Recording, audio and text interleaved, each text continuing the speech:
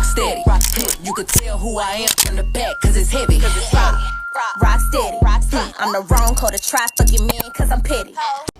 Assalamualaikum warahmatullahi wabarakatuh. Kembali lagi dengan kami di sini. Di episode kali ini kita akan membahas tentang salah satu penyakit yang paling ramai di Indonesia, yaitu HIV. Nah, kita kenalan dulu dengan narasumber-narasumber yang ada di sini. Bisa dimulai dari saya Hermina Aulia. Dan saya Adi Pratama. Saya Nadia Sangra. saya dan saya host sendiri Zakia. Oke, jadi kan ada beberapa informasi tuh mengenai HIV. Nah, bisa disampaikan dulu dari yang awal-awal gitu. Bisa disampaikan gimana ini ya. Aku mau nanya nih. Nah, HIV itu kayak gimana sih? Menurut saya, HIV itu adalah singkatan dari nama immunodeficiency virus. HIV merupakan virus yang menyerang sistem kekebalan tubuh manusia, khususnya sel darah putih yang disebut sel CD4 atau infosit helper. Nah, tadi udah dijelasin ya tentang apa itu HIV. Nah, jadi apa sih bedanya HIV sama AIDS itu? HIV itu adalah virus yang menginfeksi tubuh, sedangkan AIDS adalah tahapan lanjut dari infeksi HIV ketika sistem kekebalan tubuh sudah sangat lemah. Oke, jadi kan HIV itu kan penyebabnya, lalu AIDS itu kan dari kondisi lanjutannya dari HIV tersebut. Nah, kenapa sih HIV itu jadi masalah utama di Indonesia? Walaupun pengobatan HIV sudah berkembang, pesat HIV masih menjadi salah satu masalah kesehatan global karena jumlah kasus baru masih ditemukan setiap tahun. Namun, kabar baiknya dengan deteksi dini dan pengobatan yang teratur, orang dengan HIV dapat hidup sehat, produktif seperti masyarakat pada umumnya. Nah, oke. Tadi udah dijelasin tentang awalan HIV atau AIDS itu ya. Nah, kita lanjut teman-teman. Jadi, aku mau nanya nih, awal mula HIV itu gimana sih? Gimana bisa ditemukannya HIV? Kasus AIDS pertama kali dilaporkan pada awal tahun 1980-an. Pada saat itu, para ilmuwan menemukan adanya gangguan kekebalan tubuh yang tidak bisa pada jumlah pasien. Setelah dilakukan penelitian lebih lanjut, ditemukan bahwa penyebab kondisi tersebut adanya HIV. Sejak saat itu, penelitian terus berkembang hingga ditemukan terapi antiretroviral atau ART yang saat ini digunakan secara luas. Oke, tadi tentang sejarah awal mulanya HIV atau AIDS ya. Nah, jadi perkembangan ilmu pengetahuan ini membantu ya buat pendeteksi HIV. Jadi aku mau lanjut nih cara penularannya. Kita beralih ke Mas Givari di sini. Oke. Nah, gimana sih virus itu bisa nyebar dari satu orang ke orang yang lain, itu caranya gimana? Sebenarnya sih HIV itu ditularkan melalui cairan tubuh ya, yang mengandung virus dan jumlah yang cukup untuk menyebarkan infeksinya. Terus penularan itu dapat terjadi melalui seperti hubungan seksual, terus penggunaan jarum suntik secara bergantian, tembus darah yang berkondisi HIV, penularan dari ibu bayi dan yang bayi selama kehamilan, persalinan atau menyusui. Oke, tadi Mas Givari ada bilang transfusi transfusi darah itu Ya. ya. Nah, kenapa sih darah itu bisa jadi salah satu penularan yang paling sering? Begini ya, kalau karena darah itu mengandung virus HIV ya kan. Terus dalam jumlah yang dapat menyebabkan infeksi. Oleh karena itu, alat yang berhubungan dengan darah harus steril dan tidak boleh digunakan secara bergantian. Oke. Nah, gimana tentang tenaga kesehatan atau nakes ini yang bekerja di laboratorium atau rumah sakit untuk menangani HIV ini? Kalau dalam undang-undang itu cara menanganinya ya, yaitu tenaga kesehatan wajib, mereka itu wajib menerapkan kewaspadaan standarnya atau SOP-nya, seperti menggunakan sarung tangan atau alat pelindung lah, serta menangani benda tajam dengan hati-hati dan mengurangi risiko terpaparnya. Oke, jadi kan ada beberapa nih di internet yang beredar kan ada mitos dan faktanya tentang HIV. Nah, jadi banyak di masyarakat ini dia masih berpikiran takut banget sama infeksi HIV itu kan. Nah, apakah benar HIV itu bisa mengontaminasi kita orang awam ini dari kegiatan sehari-hari? Kalau menurut saya sih enggak ya, karena HIV itu tidak menular melalui seperti berjabat tangan, berpelukan, dan duduk berdampingan seperti kayak kita gini kan.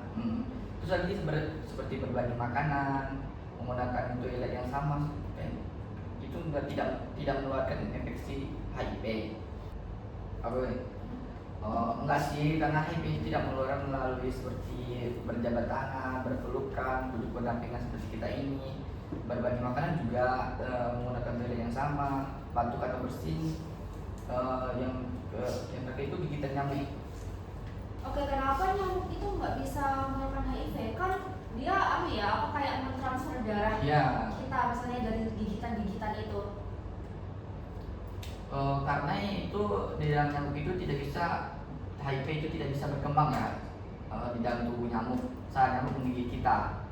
Nyamuk itu menyuntikkan darah dari orang sebelumnya ke tubuh orang lain. Buat penyampaian Mas Givari untuk masyarakat, apakah perlu masyarakat itu takut dengan infeksi HIV ini di kegiatan yang sehari-hari seperti itu? Kalau menurut saya sih nggak usah takut sih, karena interaksi sosial sehari-hari itu tidak menyebabkan penularan HIV. Oke, jadi gitu teman-teman, jadi nggak usah takut ya sama orang yang terinfeksi HIV. Nah, aku mau nanya tentang gejala-gejalanya juga biar orang-orang pada tahu dan antisipasi ya. Oke. Jadi sekarang aku mau nanya ke Mbak Nadia nih, apa aja sih gejala HIV itu?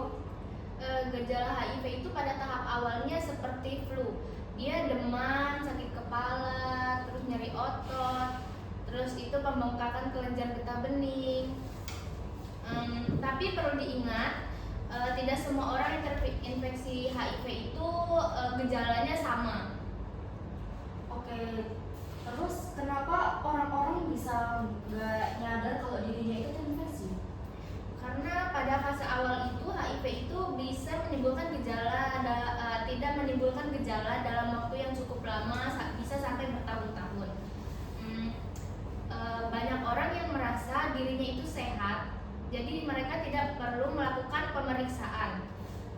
Itulah mengapa tes HIV itu sangat penting. Oke, tadi kau udah dijelasin tentang gejala-gejalanya nih sama antisipasi untuk masyarakat. Jadi aku mau lanjut nih tanya tentang diagnosanya. Jadi gimana sih cara memastikan biar orang itu tahu kalau dia itu terinfeksi? Cara yang paling tepat yaitu pemeriksaan di laboratorium. Pada saat ini sudah banyak tersedia pemeriksaan di laboratorium seperti antigen atau antibodi. Oke, nah tes HIV ini aman nggak sih? Sejauh ini aman ya, karena prosedurnya itu sederhana, terus dilakukan oleh tenaga medis yang terlatih dan mereka menjaga rahasia sehingga tidak perlu khawatir. Nah, apa keuntungan bagi teman-teman untuk periksa HIV lebih awal? Dengan mengetahui status HIV sendiri, seseorang bisa mendapatkan pengobatan yang diperlukan. Semakin cepat ditangani, maka semakin baik. Oke, nah tadi udah dijelasin ya tentang diagnosanya juga, terus pemeriksaannya juga. Tenang aja, itu aman ya guys. Terus di pencegahan juga Mbak Nadia. Nah, apa langkah awal yang dilakukan untuk mencegah HIV biar tidak menular juga? Ada beberapa cara yang dapat dilakukan, seperti tidak melakukan pergaulan bebas atau seks bebas, lalu tidak memakai jarum suntik secara bergantian, dan memastikan alat medis yang digunakan itu dalam keadaan steril. Oke, nah edukasi itu memiliki peran yang besar nggak sih buat teman-teman semuanya ini? Menurut saya besar ya, karena semakin banyak masyarakat yang mendapatkan informasi tentang HIV, semakin mudah pula kita mencegahnya. Oke, jadi teman-teman tadi itu udah cara pencegahannya biar makin aware ya semuanya. Nah, aku mau nanya nih sekarang sama Mbak Chandra. Oke, bisa? Nah, Bisa. detail tentang pengobatan ya, tadi kan udah diagnosis, udah tentang pencegahan juga. Nah, sekarang pengobatannya nih biar teman-teman tahu. Jadi bisa nggak sih HIV itu disembuhkan? Karena beberapa orang kan bilang HIV itu nggak bisa. Apakah menurut Mbak Chandra ini bisa? Pada saat ini sih belum ada terapi yang dapat menghilangkan HIV sepenuhnya dari tubuh. Namun ada terapi yang sangat efektif yang disebut tadi sama Mbak Hervina, itu antiretroviral atau ARV. Jadi ARV itu bekerja dengan menghambat perkembangan virus sehingga jumlah virus dalam tubuh dapat ditekan hingga sangat rendah. Nah, apa sih manfaat dari terapi yang Mbak Chandra tadi bilang? Apa tadi ARV ya? Bagi teman-teman yang terinfeksi?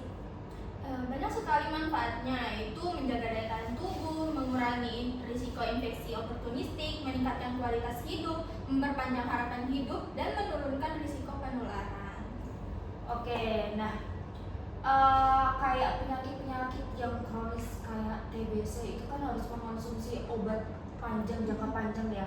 Nah, kalau yang untuk pasien HIV ini iya apa enggak? Iya, harus, karena kepatuhan minum obat sangat penting agar terapi berjalan dengan efektif.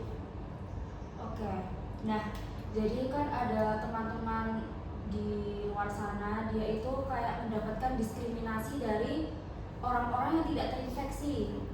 Jadi apa sih selain masalah kesehatan, kenapa orang yang mengidap HIV itu sering mendapatkan diskriminasi? Nah, apa itu stigma orang-orang tentang itu? Stigma itu pandangan negatif atau perlakuan tidak adil terhadap seseorang karena kondisi tertentu. Jadi banyak orang dengan HIV mengalami diskriminasi karena masyarakat masih kurang memahami cara penularan HIV. Oke, lalu apa dampak dari stigma bagi orang-orang yang terkena HIV? Dampaknya itu sangat besar. Ada beberapa orang menjadi takut melakukan pemeriksaan karena khawatir dikucilkan. Jadi padahal semakin cepat seseorang mengetahui status HIV-nya, maka semakin cepat pula pengobatan yang dapat diberikan. Oke. Nah, bagi orang-orang yang sudah tahu tentang diskriminasi itu, gimana cara kita untuk mengurangi stigma itu bagi penderita? Kita itu harus memberikan edukasi yang benar, menghargai hak setiap orang, dan tidak memperlakukan orang kayak yang tadi aku sebutin itu dikucilkan gitu. Jadi itu nggak boleh. Nah, tadi udah dijelasin sama Mbak Chandra juga. Nah, aku mau minta pendapat dari semuanya yang ada di sini tentang apa pesan-pesan yang harus kalian sampaikan untuk teman-teman yang terkena HIV. Kalau pendapat aku, masyarakat itu perlu memahami bahwa HIV dan AIDS adalah dua hal yang berbeda dan HIV dapat dikendalikan dengan pengobatan. Dari saya sih masyarakat itu harus mengetahui cara penularan HIV, terus juga yang sebenarnya agar kita tidak mudah percaya pada mitos. Ya. Teman-teman nggak boleh percaya Oh, sama boleh ya, mitos percaya sama mitos. Menurut saya ya, pemeriksaan HIV itu secara dini sangat penting karena membantu keberhasilan pengobatan. Kalau menurut saya sih kita harus menghilangkan stigma terhadap orang yang hidup dengan HIV dan memberikan dukungan yang mereka butuhkan. Nah, oke teman-teman, tadi kalau udah dijelasin sama narasumber kita tentang apa itu HIV, terus diagnosanya juga gimana. Jadi kesimpulannya itu yang dijelasin tadi tentang HIV. HIV itu virus yang menyerang kekebalan tubuh. Ya.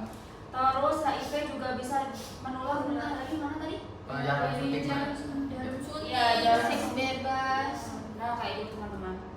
Habis itu juga kita harus mendeteksi dini HIV itu pakai cek lab guys. Tenang, jangan usah takut. Iya. Oke, terima kasih narasumber kita sudah menjelaskan tentang HIV dari awal sampai akhir seperti itu. Nah, terima kasih juga untuk teman-teman yang udah mendengarkan podcast kali ini. Semoga ilmu yang kita sampaikan bisa sampai ke teman-teman semua, jadi paham tentang HIV, dari cara pencegahannya, tentang cek dari awal biar kita mengantisipasi ya. Oke, jadi kita pamit undur diri.